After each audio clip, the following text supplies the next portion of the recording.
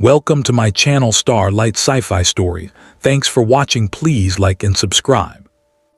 The bioluminescent walls of the ether and celestial palace pulsed in uneven waves, shifting from their usual calm blue to an uneasy amber. The palace was alive, and tonight it was afraid. Commander Ralvik sprinted through the curved corridors, his boots barely making sound on the living floor. The palace architecture bent and flowed around him, corridors branching and reconnecting like veins in a massive organism. He had memorized these paths over 20 years of service, yet tonight they seemed to stretch endlessly, as if the palace itself was resisting him. His communicator crackled. West Wing secure, no thermal signatures. Garden spheres negative, no movement. Observation decks clear, quantum grid intact. Each report tightened the knot in Ralvik's chest. 3 hours. 3 hours since the automated chamber monitors had reported the absence of Princess Salara and Princess Kyra. 3 hours of searching every secured, sanctioned, and sensible location in the most protected structure on Etherin. And they were still gone. Ralvik slowed only briefly, running a hand over his face. His blue skin felt tight with stress, and his long ears flicked back in frustration. He had defended the royal family from assassins, pirates, and political extremists. He had coordinated evacuations during orbital riots. But this was something else. 2 children had vanished. Not abducted, not breached, simply missing. "Commander," his second-in-command said through the channel, voice carefully controlled. "We've completed a second sweep of the royal quarters, medical wing, kitchens, even the crystalline vaults." Ralvik already knew the answer, but he asked anyway. And nothing. The palace AI confirms the princesses are not in any monitored space. Ralvik stopped in the middle of the corridor. Not in any monitored space. That meant only 2 possibilities, and he hated both. Either the children had found a path completely outside the palace's sensor grid, or someone had helped them. "Sir," another voice cut in, younger, hesitant. "Guard Initiate Thex. Request permission to search the diplomatic quarters." Ralvik turned slowly. "The diplomatic quarters," he repeated. "Yes, Commander, specifically the humans' rooms." Silence filled the channel. Ralvik's jaw tightened. The human quarters were an afterthought in palace design, modest, old-fashioned. The human representative, Marcus Thane, had refused most Etherin upgrades during his installation. He claimed the quantum frequencies caused headaches. Ralvik had allowed it. Humans were fragile, strange creatures, and Marcus had seemed harmless enough. Still, "The human's room isn't on the full grid," Ralvik said slowly. "No, sir," Thex confirmed. "Standard mechanical lock only." The idea was ridiculous. Princess Salara and Princess Kyra, daughters of Queen Vaendra herself, wandering into the quarters of a foreign cultural advisor. Impossible. And yet they had searched everywhere else. "Move," Ralvik ordered. The guards fell in behind him as he turned toward the eastern wing. The palace changed as they moved. The glowing walls dimmed, the elegant curves becoming more practical. Doors appeared that had hinges instead of energy seals. The air smelled less like polished crystal and more like something burnt. Ralvik remembered that smell. Human quarters. They stopped outside room 347B, just as Etherin's twin suns began to rise, casting violet and gold light through the viewports. Ralvik raised his hand to knock, then hesitated. Protocol demanded announcement. But protocol had already failed tonight. He overrode the lock. The door slid open with a soft mechanical click. The room was small, painfully small by Etherin standards. A single sleeping platform pressed against one wall, a cluttered desk covered in datapads, paper notebooks, and empty cups that smelled like synthetic coffee. A climate unit hummed unevenly, releasing the faint scent of burnt toast. And on the sleeping platform, Princess Salara and Princess Kyra lay asleep. They were tangled together beneath a thin human thermal blanket. Salara's arm was wrapped protectively around her younger sister. Kyra's face was pressed into Salara's shoulder, one small hand gripping the blanket like it might disappear if she let go. They looked peaceful. Safe. Ralvik felt his knees weaken. At the desk sat Marcus Thane. The human wore a loose garment called a hoodie. His dark hair stuck out in uneven angles. Headphones covered his ears as his fingers moved across a haptic keyboard, tapping softly in a steady rhythm. Tab, tab, tab. He hadn't noticed them yet. Ralvik stared, his mind struggling to reconcile the scene. No restraints, no fear, no signs of distress. Just two sleeping royal children and one oblivious human working quietly beside them. Behind him, Guard Thex made a small, startled sound. Marcus looked up. He pulled off his headphones, blinking as he took in the armed Aetheran guards filling his doorway. His gaze dropped to the sleeping princesses, then back to Ralvik. "Oh," Marcus said. Then, in English, "I've made a terrible mistake, haven't I?" The bioluminescent walls outside Marcus Thane's quarters shifted violently from amber to deep, burning red. Queen Vaendra was on her way. She moved through the corridors like a force of nature, her ceremonial robes flowing behind her, woven with light-catching crystals that reflected the palace glow. Her golden hair was arranged in precise braids, though several strands had come loose. Her ears were angled forward, listening, processing, judging. Extinction-level events followed that posture. Marcus stood beside his desk, painfully aware of the coffee stain on his hoodie and the pile of unwashed clothes near the refresher unit. The guards lined the walls, weapons held but not raised. The princesses slept on. "Your Majesty," Ralvik began as the queen reached the doorway, "we found them." Vaendra stepped into the room. Her eyes went immediately to the sleeping platform. For a brief moment, something flickered across her face, relief, sharp and raw, before the queen's composure locked back into place. "In the humans' quarters," she said, "it was not a question." "Yes, Your Majesty, unharmed." Vaendra moved closer, stopping just beside Marcus's desk. The room felt impossibly small with her in it. The ruler of 12 orbital stations now stood less than a meter from Marcus's dirty laundry. "Mr. Thane," she said calmly, "explain why my daughters are sleeping in your bed." Marcus swallowed. "They came to my door," he said carefully, "around midnight." Silence. "They were upset," Marcus continued. "Very upset. I thought it was a mistake at first, but they asked if they could stay just for the night." "You did not alert security," Vaendra said. "No," Marcus admitted. "I thought about it, but they were frightened. And when children are frightened, sending them back to the place that scared them doesn't usually help." Vaendra studied him. Kyra shifted in her sleep, her hand tightening on the blanket. The queen's gaze softened. "They said the palace was too quiet," Marcus added quietly, "too empty." That word hit harder than any accusation. Vaendra stepped closer to her daughters. She knelt slowly, ignoring the guards and the protocol, and brushed a strand of hair from Salara's face. Kyra stirred, blinking awake. "Mama," she murmured. Every guard in the room stiffened. Vaendra smiled, small and real. "Hello, little star." Salara woke instantly, grabbing her sister's arm. Her eyes widened at the sight of the guards. "We're not in trouble," Kyra said quickly. "Marcus said we could stay." Salara nodded.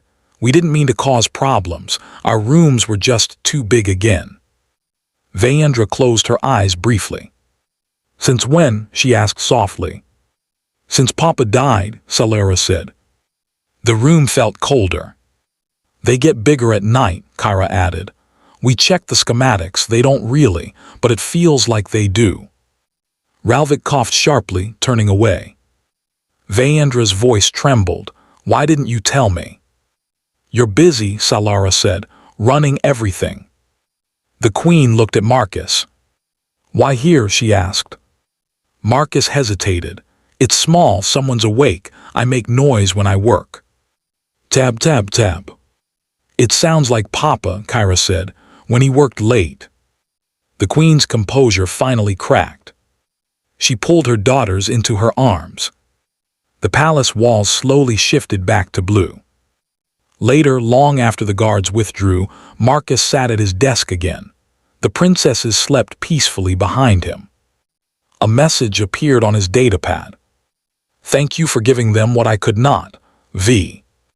Marcus typed a reply. They just needed someone there in the dark. Outside, the palace stood silent and vast. Inside one small room, the quiet tapping of a human keyboard made the darkness less empty. The ether and celestial palace returned to its normal rhythm within days. The bioluminescent walls settled into calm blues and soft violets. Official reports classified the incident as a temporary displacement due to emotional stress.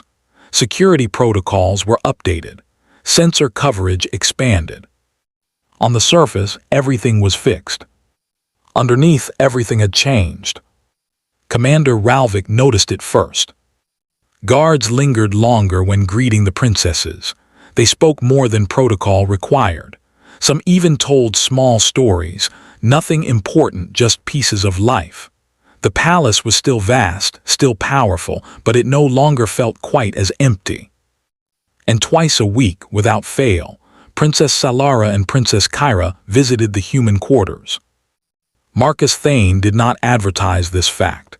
He did not request compensation or status. He simply adjusted his schedule, brewed more coffee, and accepted that his small room had become something important. A place where someone was awake.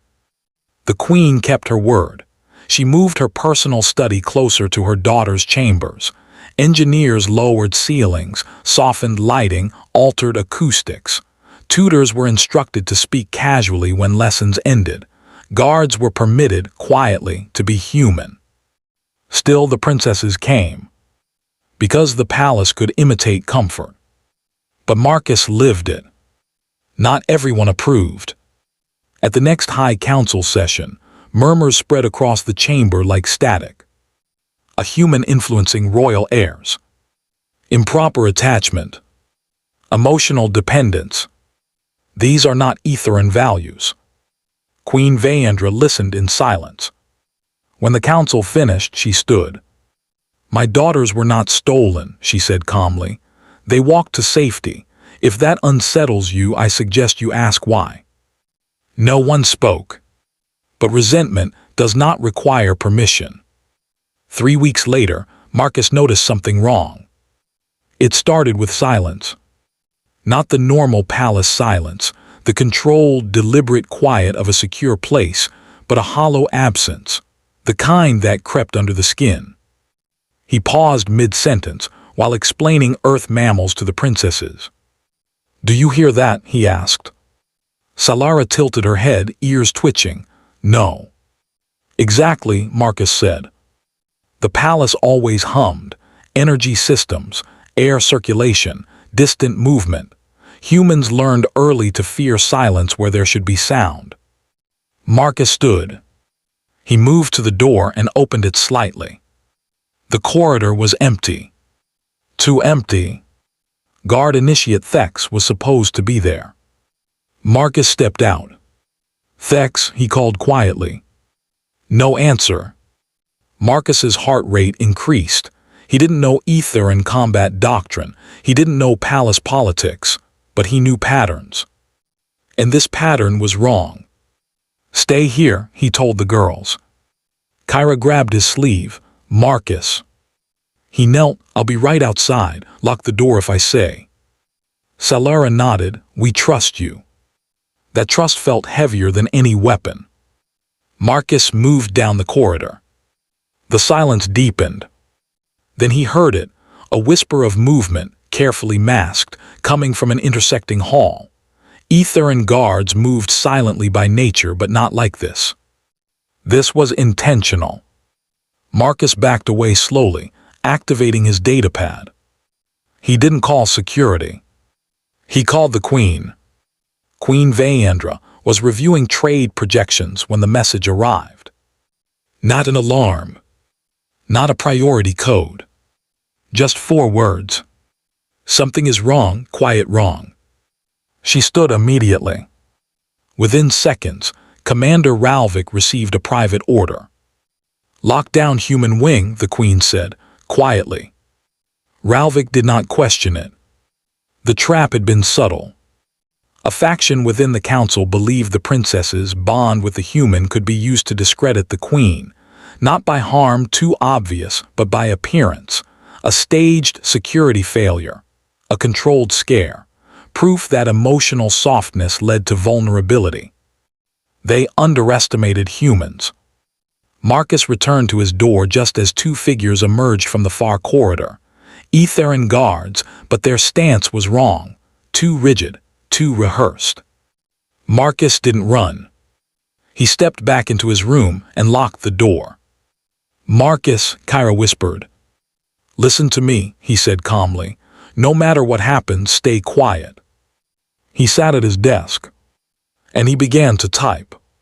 Tab, tab, tab. The sound carried through the thin walls. The approaching figures paused. Confusion rippled through them. Why was the human not panicking? Why was he making noise? Marcus opened a public terminal channel and began narrating, softly, steadily. Human Emergency Principle 1, he said, voice calm. If something feels wrong, make it visible. Silence hides danger. Noise attracts help. The palace AI detected the broadcast. Security noticed. Ralvik's team moved. The conspirators realized too late that their quiet operation had been broken by the one thing they hadn't planned for. A human refusing to be silent. The guards outside Marcus's door froze as royal security flooded the corridor. Within minutes, the threat was contained. No violence. No panic. Just exposure. Afterward, the palace gathered in the Hall of Light. The conspirators stood before the throne. Queen Vaendra did not shout. She did not threaten. She simply spoke. You believed strength was found in control, she said, but you forgot something older. She turned to Marcus, who stood awkwardly at the edge of the chamber. This human did not defend my daughters with weapons, she continued. He defended them with awareness, with presence, with the refusal to leave them alone in the dark. She faced the court. We will study this. The sentence echoed like thunder. Life did not return to normal. It evolved. Human practices were quietly integrated into ether and culture, shared spaces, night staff trained to speak, sound permitted where silence once ruled. And in one small wing of the palace, the tap of a keyboard became a symbol. Years passed. Princess Salara grew tall and confident. Princess Kyra sharp and curious. They no longer needed to visit Marcus's room to sleep.